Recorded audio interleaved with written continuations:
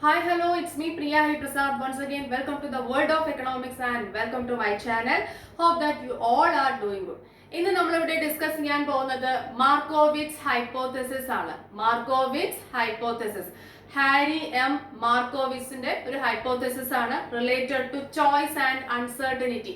Choice and uncertainty അതിനകത്ത് വരുന്ന വളരെ വളരെ ഇമ്പോർട്ടന്റ് ആയിട്ടുള്ള ഒരു ഹൈപ്പോതെസിസ് ആണ്, എസ്പെഷ്യലി ഫോർ PG level സ്റ്റുഡൻസിന് വളരെ യൂസ്ഫുൾ ആയിട്ടുള്ള ക്ലാസ് തന്നെയായിരിക്കും. ബിസൈഡ്സ് ദാറ്റ് നെറ്റ് സെറ്റ് എല്ലാം ട്രൈ ചെയ്യുന്നവർക്കും വളരെ യൂസ്ഫുൾ ആയിട്ടുള്ള ഒരു ക്ലാസ് തന്നെയായിരിക്കും. അപ്പൊ മാക്സിമം എല്ലാവരും try to watch it and try to share with your friends. Okay, then come let's learn together. Let's begin the class. Markowitz hypothesis. Okay. അപ്പം ഇത് ആരുമായിട്ട് റിലേറ്റ് ചെയ്തതാണ് ഞാൻ പറഞ്ഞു, ഹാരി എം മാർക്കോവിറ്റ്സ്. ഓക്കെ, ശരിക്കും പറഞ്ഞാൽ ഇതൊരു modified version of Friedman Savage hypothesis എന്ന് വേണമെങ്കിൽ പറയാം. കാരണം Markowitz tries to modify Friedman Savage hypothesis. Markowitz എന്താണ് ശരിക്കും പറഞ്ഞാൽ ഇതിനകത്ത് ചെയ്യുന്നത്? ഫ്രീഡ്മാൻ സാവേജ് ഹൈപ്പോതെസിസിനെ ഒന്ന് മോഡിഫൈ ചെയ്യാനാണ് ശ്രമിക്കുന്നത്. Okay, then according to Markowitz, Friedman-Savage hypothesis is not correct. Friedman-Savage hypothesis എന്ന് പറയുന്നത് നോട്ട് കറക്റ്റ് എന്നാണ് ആര് പറയുന്നത്? മാർക്കോവിറ്റ്സ് പറയുന്നത്. അപ്പം അത് ഏതൊക്കെ രീതിയിലാണ് കറക്റ്റ് അല്ല, അത് എങ്ങനെയാണ് വരേണ്ടത് എന്നാണ് അദ്ദേഹം ഇതിനകത്ത് എക്സ്പ്ലെയിൻ ചെയ്യുന്നത്. അത് തന്നെയാണ് ഈ ഹൈപ്പോതെസിസിന്റെ കണ്ടന്റ്, മെയിൻ ആയിട്ടുള്ള കാര്യം എന്ന് പറയുന്നത്. ഓക്കെ, അപ്പൊ നമുക്ക് ഒരു ഐഡിയ നിങ്ങൾക്ക് കിട്ടിക്കാണും. അപ്പൊ നമുക്ക് ഇനി എക്സാമിന് എഴുതേണ്ട രീതിയിൽ ആ പോയിന്റ് വൈസിൽ ഞാൻ പറഞ്ഞുതരാം. അപ്പൊ കൂടുതൽ പറഞ്ഞ കൺഫ്യൂഷൻ വേണം നമുക്ക്. ഓക്കെ, അപ്പൊ നോക്കിക്കോളൂ, ഞാൻ പറഞ്ഞു ഹാരി എം മാർക്കോവിറ്റ്സുമായിട്ട് റിലേറ്റ് ചെയ്തിട്ടുള്ളതാണ് മാർക്കോവിറ്റ്സ് ഹൈപ്പോതെസിസ് എന്ന് പറയുന്നത്, അദ്ദേഹത്തിന്റെ പേരിൽ തന്നെ. ഓക്കെ, ചോയ്സ് ആൻഡ് അൺസർട്ടനിറ്റിക്കകത്ത് വരുന്നത്. നോക്കിക്കോളൂ, he modified Friedman Savage hypothesis. അദ്ദേഹം എന്ത് ചെയ്തിട്ടുണ്ട്? മാർക്കോവിറ്റ്സ് ഫ്രീഡ്മാൻ സാവേജ് ഹൈപ്പോതെസിസിനെ ഒന്ന് മോഡിഫൈ ചെയ്തിട്ടുണ്ട്. Okay, then according to Markowitz, മാർക്കോവിറ്റ്സിന്റെ അഭിപ്രായത്തില് marginal utility of money is not related to absolute level of income of a person but to ആരുമായിട്ടാണ് റിലേറ്റ് ചെയ്തിരിക്കുന്നത്? Changes in the level of income of a person. ഈ മാർക്കോവിസിന്റെ അഭിപ്രായത്തില്, അതായത് ഒരു person, ഒരു വ്യക്തിയുടെ ഇൻകത്തിന്റെ മാർജിനൽ യൂട്ടിലിറ്റി എന്ന് പറയുന്നത് അത് എന്തുമായിട്ട് റിലേറ്റ് ചെയ്തിട്ടാണ് നിൽക്കുന്നത് എന്നാണ് പറയുന്നത്? ഒരു പേഴ്സന്റെ changes in the level of income അതുമായി റിലേറ്റ് ചെയ്തിട്ടാണ് ഈ marginal utility of money of a person നിൽക്കുന്നത്. അല്ലാതെ എന്തല്ല, അബ്സല്യൂട്ട് ലെവൽ ഓഫ് ഇൻകം അതിനെ ഡിപ്പെൻഡ് ചെയ്തുകൊണ്ടല്ല marginal utility of money of a person എന്ന് പറയുന്നു. ആര് പറയുന്നു? മാർക്കോവിറ്റ്സ്. ഓക്കെ, ഒരു വ്യക്തിയുടെ മണി, ഇൻകത്തിന്റെ മാർജിനൽ യൂട്ടിലിറ്റി എന്ന് പറയുന്നത് അത് എന്തുമായി റിലേറ്റ് ചെയ്തിരിക്കുന്നു? Changes in the level of income, ആ വ്യക്തിയുടെ ഇൻകത്തിലുള്ള ചേഞ്ചുമായിട്ട് റിലേറ്റ് ചെയ്തിരിക്കുന്നു. അല്ലാതെ എന്തല്ല, not absolute level of income. ഒരിക്കലും ആ വ്യക്തിയുടെ അബ്സല്യൂട്ട് ലെവൽ ഓഫ് ഇൻകത്തിനുമായിട്ട് ഒരു റിലേഷനും ഇല്ല. എന്തിന്? മാർജിനൽ യൂട്ടിലിറ്റി ഓഫ് മണി അല്ലെങ്കിൽ മാർജിനൽ യൂട്ടിലിറ്റി ഓഫ് ഇൻകത്തിന്, ഓഫ് എ പേഴ്സൺ എന്നാണ് ആര് പറയുന്നത്? മാർക്കോവിറ്റ്സ് പറയുന്നത്. ഇവിടെ നോക്കിക്കോളൂ, here is the sentence. Marginal utility of income is not related with the absolute level of income but to the changes in the level of income. Point കിട്ടിയെന്ന് വിശ്വസിക്കുന്നു. Okay, ഇനി നോക്കിക്കോളൂ, അക്കോർഡിംഗ് ടു ഹിം, FSH എന്നാണ് ഞാൻ ഇവിടെ എഴുതിയിരിക്കുന്നത്, Friedman Savage hypothesis ആണ് കേട്ടോ. Friedman Savage hypothesis is not correct. ആരുടെ അഭിപ്രായത്തില്? മാർക്കോവിസിന്റെ അഭിപ്രായത്തില് ഫ്രീഡ്മാൻ സാവേജ് ഹൈപ്പോതെസിസ് കറക്റ്റ് അല്ലെന്നാണ് പറയുന്നത്. Okay, it is not correct to say that the poor and rich are unwilling to gamble and take risk. നോക്കൂ, Friedman savage ഹൈപ്പോതെസിസിൽ പറഞ്ഞിട്ടുണ്ട് poor പീപ്പിളും അതേപോലെ തന്നെ റിച്ചർ സെക്ഷൻ, അല്ലെ, റിച്ച് പീപ്പിളും എന്ത് ചെയ്യില്ല? ഗാംബ്ലിംഗിലോ അല്ലെങ്കിൽ ഇങ്ങനെയുള്ള റിസ്കിലോ അല്ലെങ്കിൽ ബെറ്റിലോ ഏർപ്പെടില്ല, അവർ ലോട്ടറി പോലും പർച്ചേസ് ചെയ്യില്ല എന്ന് നമ്മൾ പറഞ്ഞിട്ടുണ്ടായിരുന്നു, അല്ലെ. ഏത് രണ്ട് സെക്ഷൻ? ഒന്നോ ഹയർ ലെവൽ ഇൻകം ഉള്ളപ്പോൾ അല്ലെങ്കിൽ ലോവർ ലെവൽ ഇൻകം ഉള്ളപ്പോൾ. പക്ഷെ അതായത് റിച്ചും പുവറും എന്ന് നമുക്ക് പറയാം, അല്ലെ, എങ്ങനെ വേണമെങ്കിലും പറയാം. അല്ലെങ്കിൽ ഒരു പേഴ്സൺ ഹയർ ലെവൽ ഇൻകം ഉള്ളപ്പോഴും ലോ ലെവൽ ഇൻകം ഉള്ളപ്പോഴും ഈ രണ്ട് സിറ്റുവേഷനിലും എന്ത് ചെയ്യില്ല എന്നാ പറഞ്ഞത്? ലോട്ടറിയോ അല്ലെങ്കിൽ എന്താണ് ഗാംബ്ലിംഗിലോ അല്ലെങ്കിൽ ബെറ്റ്സിലോ ഒന്നും ഏർപ്പെടില്ല എന്ന് പറഞ്ഞു. പക്ഷെ അത് തെറ്റാണെന്നാണ് ആര് പറയുന്നത്? മാർക്കോവിറ്റ്സ് പറയുന്നത്. According to him, richer section and poorer section, അല്ലെ, അങ്ങനെയുള്ള ആൾക്കാരെല്ലാം എന്ത് ചെയ്യും? They will buy lotteries and they will engage in gambling or some other bets like that എന്ന് ആര് പറയുന്നു? മാർക്കോവിറ്റ്സ് പറയുന്നു. റിച്ച് പൂർ അങ്ങനെയൊന്നും ഇല്ല. ആൾക്കാർ എന്ത് ചെയ്യാറുണ്ടെന്നാ പറയുന്നത്? ലോട്ടറി പർച്ചേസ് ചെയ്യും, ഗാംബ്ലിംഗിലും ബെറ്റിലും ഒക്കെ ഏർപ്പെടുമെന്നാണ് പറയുന്നത്. ഈവൻ അൺഫെയർ ആയിട്ടുള്ള ഓട്സിലും ചിലപ്പോൾ ചില ആൾക്കാർ റിച്ച് ആയാലും പുവർ ആയാലും പോയി എൻഗേജ് ചെയ്യാറുണ്ട്, ഇൻഡൽജ് ചെയ്യാറുണ്ട് എന്ന് ആര് പറയുന്നു? മാർക്കോവിസ് പറയുന്നു. അതുകൊണ്ടാണ് മാർക്കോവിസ് പറഞ്ഞത് ഇവിടെ ഫ്രീഡ്മാൻ സാവേജ് ഹൈപ്പോത്തസിസ് എന്താണെന്ന്, തെറ്റാണെന്ന് പറഞ്ഞത്. മനസ്സിലായല്ലോ? Okay then. അപ്പൊ എന്താ പറയുന്നത്? It is not correct to say that the poor and the rich are unwilling to gamble and take risk. ഗാംബ്ലിംഗിൽ ഏർപ്പെടാനും റിസ്ക് എടുക്കാനും അല്ലെങ്കിൽ ലോട്ടറി പർച്ചേസ് ചെയ്യാനും എല്ലാം പുവറും റിച്ചും മടിക്കുന്നു, അല്ലെങ്കിൽ അവരത് ചെയ്യുന്നില്ല എന്ന് പറഞ്ഞ കാര്യം തെറ്റാണ് എന്ന് ആര് പറഞ്ഞു? മാർക്കോവിസ് പറയുന്നു. Then when income increases by a small increment, it leads to increasing marginal utility of income. ഒരു പേഴ്സന്റെ ഇൻകം ഇൻക്രീസ് ചെയ്യുകയാണെങ്കിൽ അത് എങ്ങനെ? ബൈ എ സ്മോൾ ഇൻക്രിമെന്റ്, ചെറിയൊരു രീതിയിൽ ഒരു വ്യക്തിയുടെ ഇൻകം ഇൻക്രീസ് ചെയ്യുകയാണെങ്കിൽ ദാറ്റ് വിൽ ലീഡ്സ് ടു, അത് എന്തിലേക്ക് വഴിതെളിയിക്കും? ഞാൻ IMU എന്നാണ് ഇവിടെ എഴുതിയിരിക്കുന്നത്. Increase in marginal utility. Marginal യൂട്ടിലിറ്റിയിൽ എന്ത് വരും? ഇൻക്രീസ് ചെയ്യും. മനസ്സിലായോ? അതായത് ചെറിയ രീതിയിലാണ് നമുക്ക് വരുമാനം കൂടിക്കൊണ്ടിരിക്കുന്നതെങ്കിൽ നമുക്ക് അതിൽ നിന്ന് കിട്ടുന്ന സാറ്റിസ്ഫാക്ഷൻ കൂടുകയുള്ളൂ. ശരിയല്ലേ? മനസ്സിലായോ? പെട്ടെന്ന് ഒറ്റയടിക്ക് അങ്ങോട്ട് വരുമാനം വല്ലാണ്ട് അങ്ങോട്ട് കൂടിക്കഴിഞ്ഞാൽ ശരിക്കും പറഞ്ഞാൽ നമുക്ക് അത്രയ്ക്കും വില ഉണ്ടാവില്ല ആ ഇൻകത്തിനോട്. മനസ്സിലായോ? ചെറുതായിട്ട് നമുക്ക് കൂടിക്കൊണ്ടിരിക്കുമ്പോൾ അതിൽ നിന്നും കിട്ടുന്ന എന്ത് കൂടും എന്നാണ് പറയുന്നത്? സാറ്റിസ്ഫാക്ഷൻ അല്ലെങ്കിൽ മാർജിനൽ യൂട്ടിലിറ്റി കൂടും എന്ന് ആര് പറയുന്നു? മാർക്കോവിസ് പറയുന്നു. Okay, then when income increases by a small increment, അത് എടുത്തു പറയണം. ചെറിയൊരു എമൗണ്ട് ഇൻകം ഇൻക്രീസ് ചെയ്യുകയാണെങ്കിൽ ആ സമയത്ത് that will leads to increase in marginal utility of income. Marginal utility of income എന്താ ചെയ്യുക? ഇൻക്രീസ് ചെയ്യാണ് ചെയ്യുക. ഇനി അതിന്റെ നേരെ ഓപ്പോസിറ്റും സംഭവിക്കും. നോക്കിക്കോളൂ. Large increase in income leads to diminishing marginal utility of income. അടുത്ത പോയിന്റിൽ അത് തന്നെ എഴുതണം. ഓക്കെ, അദ്ദേഹത്തിന്റെ അഭിപ്രായത്തില് ലാർജ് ഇൻക്രീസ് ഇൻ ഇൻകം വല്ലാതെ കൂടിക്കഴിഞ്ഞാൽ മാർജിനൽ യൂട്ടിലിറ്റി ഓഫ് മണി എന്ത് ചെയ്യുന്ന പറയുന്നത്?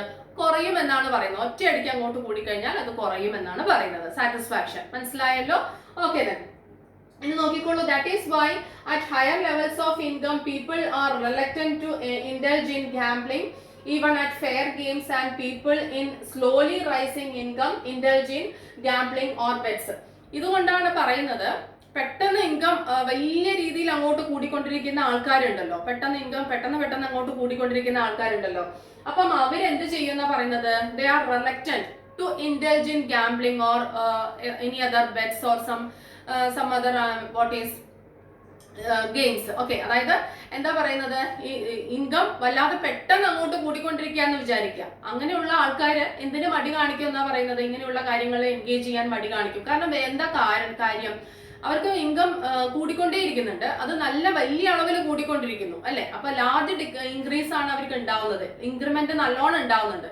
അപ്പൊ അവർക്ക് വേറെ ഇങ്ങനെയുള്ള കാര്യങ്ങളിൽ എൻഗേജ് ചെയ്ത് ഇൻകം ഉണ്ടാക്കേണ്ട ആവശ്യമില്ലെന്നാണ് മാർക്കോവിസ് പറയുന്നത്. ഇനി നേരെ തിരിച്ച് ഇങ്ങനെ നോക്കിക്കോളൂ. സ്മോൾ ആയിട്ട് ചെറിയൊരു ഇൻക്രിമെന്റേ ഉള്ളൂ, ഇൻകം പതുക്കെ റൈസ് ചെയ്തുകൊണ്ടിരിക്കുന്ന ആൾക്കാരാണെങ്കിൽ ഇതിലൊക്കെ എൻഗേജ് ചെയ്യുമെന്നാണ് ആര് പറയുന്നത്? മാർക്കോവിസ് പറയുന്നത്. അപ്പൊ ചെറിയ രീതിയിൽ വരുമാനം കൂടിക്കൊണ്ടിരിക്കുന്ന ആൾക്കാർ അവരുടെ ഒന്നും കൂടെ അവരുടെ ആ ഒരു സിറ്റുവേഷൻ ഒന്ന് മെച്ചപ്പെടുത്താനും അല്ലെ അവരുടെ ഒരു സ്റ്റാറ്റസ് ഒന്ന് മെച്ചപ്പെടുത്താനൊക്കെ വേണ്ടിയിട്ട് അവരെന്ത് ചെയ്യുമെന്നാണ് പറയുന്നത്? ഇങ്ങനെയുള്ള കാര്യങ്ങളിലെല്ലാം ഏർപ്പെടുമെന്നാണ് പറയുന്നത്. മനസ്സിലായോ? അപ്പൊ ഇൻകത്തിലുള്ള ഇൻക്രിമെന്റിനാണ് ഇവിടെ, changes in the level of ഇൻകത്തിനാണ് ആര് ഇമ്പോർട്ടൻസ് കൊടുക്കുന്നത്? Markowitz. Rather than absolute level of income of a person. ഒരു വ്യക്തിയുടെ അബ്സല്യൂട്ട് ലെവൽ ഓഫ് ഇൻകത്തിനല്ല ഇമ്പോർട്ടൻസ് കൊടുക്കുന്നത്, ചേഞ്ച്. അതാണ് ഞാൻ പറഞ്ഞത്, ഇൻക്രിമെന്റ് എടുത്തു പറയണം. ഇൻകത്തിലുള്ള ഇൻക്രിമെന്റ് ചെറുതാണോ വലുതാണോ ആ ലെവലാണ് അദ്ദേഹം പറയുന്നത്. അപ്പൊ വലിയ അളവിൽ ഇൻകം ചേഞ്ച് ചെയ്തുകൊണ്ടേ ഇരിക്കുന്നുണ്ടെങ്കിൽ അങ്ങനെയുള്ള വ്യക്തികൾ എന്ത് ചെയ്യില്ല? ബെറ്റിലോ ഗാംബ്ലിങ്ങിലോ ഇങ്ങനെയുള്ള കാര്യങ്ങളിൽ എൻഗേജ് ചെയ്യില്ല. ചെറിയ ഇൻക്രിമെന്റ് സ്ലോലി ഇൻകം റൈസ് ചെയ്യുന്ന ആൾക്കാരാണ് അത്ര എന്തിനകത്തൊക്കെ എൻഗേജ് ചെയ്യുന്നത്? ഗാംബ്ലിങ്ങിലും ബെറ്റിലും അങ്ങനെയുള്ള കാര്യങ്ങളിലെല്ലാം എൻഗേജ് ചെയ്യുന്നത്. ഇതാണ് അദ്ദേഹം പറഞ്ഞിട്ടുള്ള ഇമ്പോർട്ടന്റ് ആയിട്ടുള്ള കാര്യങ്ങൾ. ഇത് റിപ്പീറ്റ് ചെയ്ത് കേൾക്കണം. ഇത്രയും കാര്യങ്ങൾ നമ്മൾ എഴുതണം. മനസ്സിലായല്ലോ? ഇതൊന്ന് കുറച്ചും കൂടെ എക്സ്പ്ലെയിൻ ചെയ്ത് എഴുതുവാണെങ്കിൽ നല്ലതായിരിക്കും. മനസ്സിലായല്ലോ? ഇനി ഇതിന്റെ അസംഷൻസും ഡയഗ്രവും കൂടെ നമുക്ക് നോക്കാം. Okay, just I'm going to turn the board. Okay, അപ്പൊ നമുക്കറിയാം സ്പേസിന്റെ പ്രോബ്ലം കൊണ്ടാണ് ഞാൻ ഓൾറെഡി ഇങ്ങനെ ചെയ്തു വെച്ചേക്കുന്നത്. ഓക്കെ, അപ്പൊ നോക്കിക്കോളൂ. എന്താണ് ഇനി നമുക്ക് പഠിക്കാനുള്ളത്? ഇതിന്റെ അസംഷൻ, മാർക്കോവിസ് ഹൈപ്പോത്തസിസിന്റെ അസംഷൻസ് ആണ്.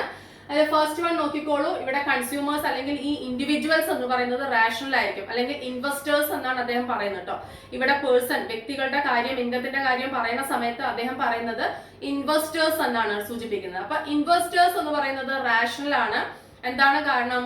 ഓൾവേസ് അവർ എന്തിനെ ട്രൈ ചെയ്യും, അവരുടെ എന്താ പറയാ മാർജിനൽ യൂട്ടിലിറ്റി ഓഫ് മണി അല്ലെങ്കിൽ ഇൻകത്തിൽ നിന്ന് കിട്ടുന്ന മാർജിനൽ യൂട്ടിലിറ്റി എപ്പോഴും മാക്സിമൈസ് ചെയ്യാൻ ശ്രമിക്കും. അവർ റാഷണൽ ആണ്.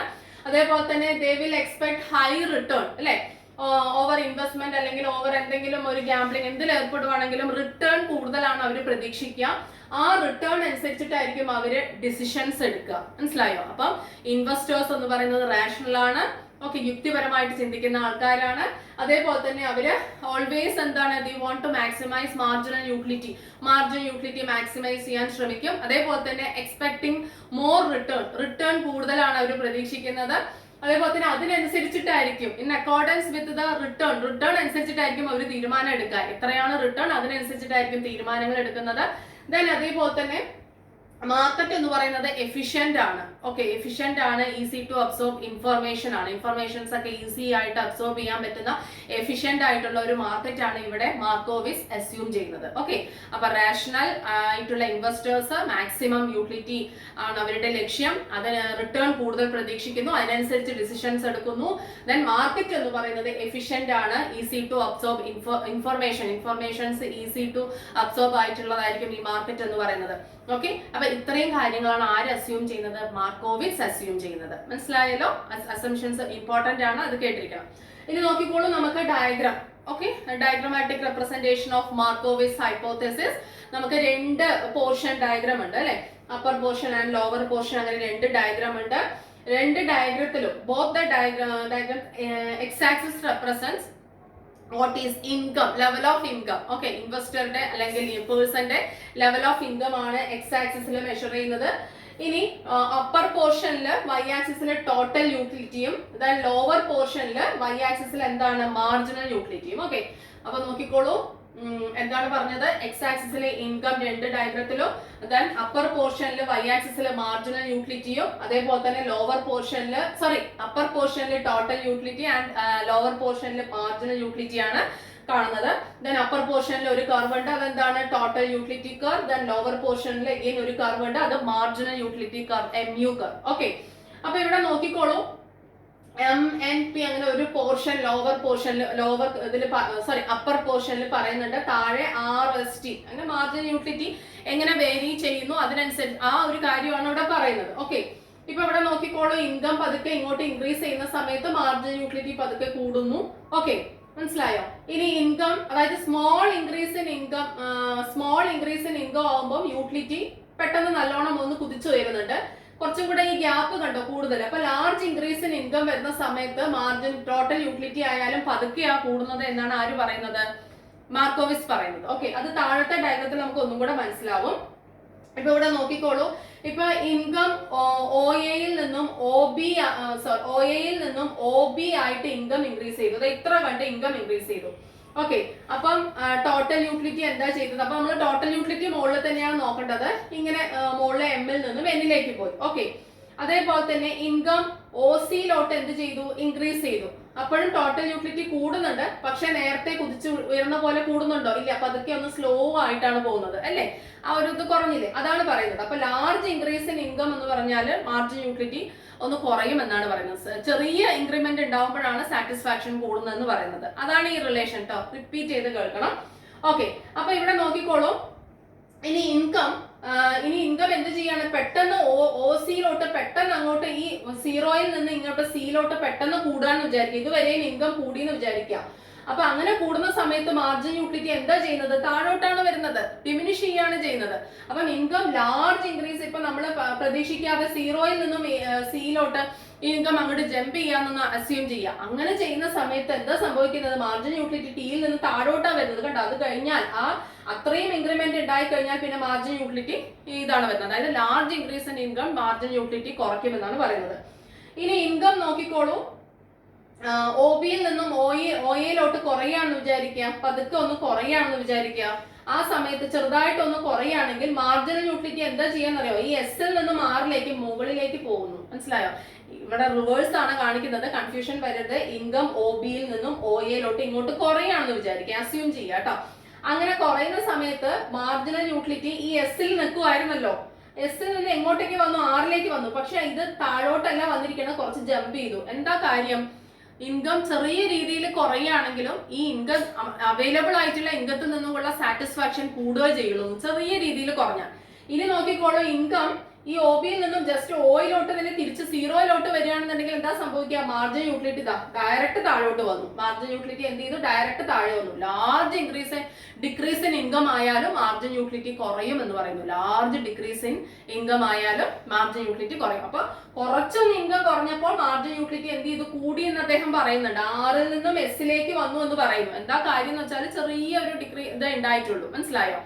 പക്ഷേ അത് കുറയുന്നത് കാണിക്കാൻ അങ്ങനെ വരച്ചിരിക്കുന്നത് കേട്ടോ, 2 പോർഷൻ കാണിക്കുന്നത്. ഓക്കെ, ഇവിടെ മുകളിലാണെങ്കിൽ നോക്കൂ, ഇൻകം കൂടിയപ്പോൾ പതുക്കെ ടോട്ടൽ യൂട്ടിലിറ്റി കൂടി. ഇൻകം കുറച്ച് ഈ ഗ്യാപ്പിനേക്കാളും ഇത് കുറച്ച് കൂടുതലാണ്. അപ്പൊ ഇൻകം ഇച്ചിരി കൂടെ കൂടുതൽ കൂടിയപ്പം ആ ടോട്ടൽ യൂട്ടിലിറ്റിയിൽ കുറവ് വന്നു, മനസ്സിലായോ? അപ്പൊ അതിന്റെ അർത്ഥം മാർജിൻ യൂട്ടിലിറ്റി കുറയുമെന്നല്ലേ? ഇൻകം നല്ലോണം അങ്ങോട്ട് കൂടിയാൽ മാർജിൻ യൂട്ടിലിറ്റി കുറയും, അല്ലെ? അതിന് എക്സാമ്പിൾ നോക്കൂ, ഇൻകം OC-ലോട്ട് അങ്ങോട്ട് കൂടിക്കഴിഞ്ഞാൽ എന്താ സംഭവിക്കുന്നത്? മാർജിൻ യൂട്ടിലിറ്റി കുറയുന്നു, മനസ്സിലായോ? ഇൻകം ഒറ്റയടിക്ക് OC-ലോട്ട് അങ്ങോട്ട് കൂടുകയാണെങ്കിൽ മാർജിൻ യൂട്ടിലിറ്റി കുറയും എന്നാണ് പറയുന്നത്. ഓക്കെ, അപ്പോ ഈ ഡയഗ്രത്തിൽ ഇതാണ് പറഞ്ഞിരിക്കുന്നത്, സ്മോൾ ഇൻക്രീസ് ഇൻ ഇൻകം ആയാൽ മാർജിൻ യൂട്ടിലിറ്റി കൂടും. Okay, then large increase in income ആയി കഴിഞ്ഞാൽ ഇതിന്റെ യൂട്ടിലിറ്റി കൂടുന്നത് വളരെ കുറവ് എന്ന് വെച്ചാൽ അതിന്റെ അർത്ഥം മാർജിൻ യൂട്ടിലിറ്റി കുറവാണ് എന്നർത്ഥം. ഇനി ഇവിടെ കാണിക്കുന്നത് ഇൻകം OC ആയിരുന്നാൽ ടോട്ടൽ യൂട്ടിലിറ്റി ഇത്രയും ഉണ്ട്, പക്ഷെ കുറയുന്ന സമയത്ത് താഴോട്ട് വരുന്നു. എങ്ങനെയാണ് ഇവിടെ കാണിക്കുന്നത്? അത് എക്സ്പ്ലെയിൻ ചെയ്തിരിക്കുന്ന അദ്ദേഹം ഈ കാര്യമാണ്. OB-യിൽ നിന്നും OA-ലോട്ട് ഇൻകം കുറയുമ്പോൾ മാർജിൻ യൂട്ടിലിറ്റി പതുക്കെ കൂടുന്നു എന്ന് വെച്ചാൽ കയ്യിലുള്ള ഇൻകത്തിന്റെ യൂട്ടിലിറ്റി കൂടിയിട്ട് തന്നെ ഇരിക്കുന്നത്. പക്ഷേ ഈ OB-യിൽ നിന്നും എഗെയിൻ ഈ ഓയിലോട്ട് സീറോയിലോട്ട് ഇൻകം പെട്ടെന്ന് കുറയുകയാണെങ്കിൽ, നല്ലോണം അങ്ങോട്ട് കുറയുകയാണെങ്കിൽ മാർജിൻ യൂട്ടിലിറ്റി അങ്ങോട്ട് താഴെ വരും. അതേപോലെ OC-ലോട്ട് ഇൻകം ഡയറക്റ്റ് ആയിട്ട് അങ്ങോട്ട് ലാർജ് ഇൻക്രിമെന്റ് ആയിട്ട് അങ്ങോട്ട് കൂടുന്ന സമയത്ത് മാർജിൻ യൂട്ടിലിറ്റി ഇങ്ങോട്ട് താഴേക്ക് വരുന്ന ടെൻഡൻസിയാണ് കാണിക്കുന്നത്. ഇതാണ് ഈ ഡയഗ്രത്തിൽ അദ്ദേഹം എക്സ്പ്ലെയിൻ ചെയ്തിരിക്കുന്നത്. അപ്പൊ നിങ്ങൾ കൺഫ്യൂഷൻ വരാതെ നോക്കണം. ഓക്കെ, അപ്പൊ റിപ്പീറ്റ് ചെയ്ത് ഇത് കേൾക്കുകയും ഈ ഡയഗ്രാം ഒന്ന് വരച്ചു നോക്കുകയും ചെയ്യണം, എങ്കിലേ അത് മനസ്സിലാവുള്ളൂ. ആദ്യം ചിലപ്പോൾ നിങ്ങൾക്ക് എന്തോ ഇങ്ങനെ പറഞ്ഞെന്ന് തോന്നും, പക്ഷെ അങ്ങനെയല്ല. അത് പറഞ്ഞു കഴിഞ്ഞാൽ 2-3 പ്രാവശ്യം കേട്ടിട്ട് ആ ഡയഗ്രാം ഒന്ന് നോക്കിക്കഴിഞ്ഞാൽ നിങ്ങൾക്ക് അത് മനസ്സിലാവും എന്ന് ഞാൻ വിശ്വസിക്കുന്നു. അപ്പം മാക്സിമം ഇത് എല്ലാവരും കാണുകയും ഫ്രണ്ട്സുമായിട്ട് ഷെയർ ചെയ്യുകയും ചെയ്യുക കേട്ടോ. അപ്പൊ മാർക്കോവിറ്റ്സ് എന്തൊക്കെയാണ് പറഞ്ഞത്? ഫ്രീഡ്മാൻ സാവേജ് ഹൈപ്പോതെസിസിനെ മോഡിഫൈ ചെയ്യും. അബ്സല്യൂട്ട് ലെവൽ ഇൻകത്തിനല്ല, changes in the level of ഇൻകത്തിനാണ് ഇമ്പോർട്ടൻസ് കൊടുത്തു എന്നുള്ള കാര്യം കൂടെ പറയുക. ഓക്കെ, അപ്പം അതിന്റെ അസംഷൻസ് എഴുതുക, ഡയഗ്രാം വരയ്ക്കുക, ഡയഗ്രാം എക്സ്പ്ലെയിൻ ചെയ്യുക. ഓരോ ആക്സിസിലും എന്തൊക്കെയാണ്, ഏതൊക്കെയാണ് ഡയഗ്രാംസ്, ഏതൊക്കെയാണ് എന്താ പറയുക കർവ്സ് കാണിക്കുന്നത്, ഇതെല്ലാം എക്സ്പ്ലെയിൻ ചെയ്യുക. അപ്പൊ ഞാൻ പറയുമ്പോൾ ഒന്ന് ലെക്ചർ നോട്ട് എഴുതിയെടുക്കുവായിരുന്നെങ്കിൽ കുറച്ചും കൂടെ എന്താ പറയുക നിങ്ങൾക്ക് ഈസി ആയിരിക്കും, മനസ്സിലായോ? ഓക്കെ, അപ്പം നമുക്കറിയാം നിങ്ങളുടെ കയ്യിലുള്ള എന്തെങ്കിലും ബുക്സ് ഉണ്ടെങ്കിൽ അതിനകത്ത് ഒരുപാട് കാര്യങ്ങൾ കൊടുത്തിട്ടുണ്ടാവും. പക്ഷെ ഇതാണ് മെയിൻ കണ്ടന്റ് എന്ന് പറയുന്നത്. ഇത് കുറച്ചൊന്ന് എക്സ്പ്ലെയിൻ ചെയ്ത് എഴുതുവാണെങ്കിൽ നിങ്ങൾക്ക് മാർക്ക് സ്കോർ ചെയ്യാൻ കഴിയും, മനസ്സിലായോ? ഓക്കെ, അപ്പൊ എന്തെങ്കിലും സജഷൻസ് ഉണ്ടെങ്കിൽ അറിയിക്കാൻ. ഞാൻ ഇത് എത്രയും സിംപ്ലിഫൈ ചെയ്യാൻ കഴിയുന്ന രീതിയിൽ സിംപ്ലിഫൈ ചെയ്ത് എഴുതിയിട്ടാണ് നിങ്ങൾക്ക് ഞാൻ പറഞ്ഞു തരുന്നത്. കാരണം എങ്കിലും നിങ്ങൾക്ക് ഇത് ഇങ്ങനെയുള്ള ഹൈപ്പോതെസിസ് ഒക്കെ പഠിക്കാൻ കഴിയുള്ളൂ. അതുകൊണ്ടാണ് ഞാൻ ഈ രീതി ഫോളോ ചെയ്യുന്നത്. അപ്പൊ എന്തെങ്കിലും സജഷൻസ് ഉണ്ടെങ്കിൽ അറിയിക്കുക. Okay, please support and subscribe my channel. വീണ്ടും അടുത്ത വീഡിയോയിലൂടെ കാണുന്നവരേക്കും thank you, thanks a lot, take care, by.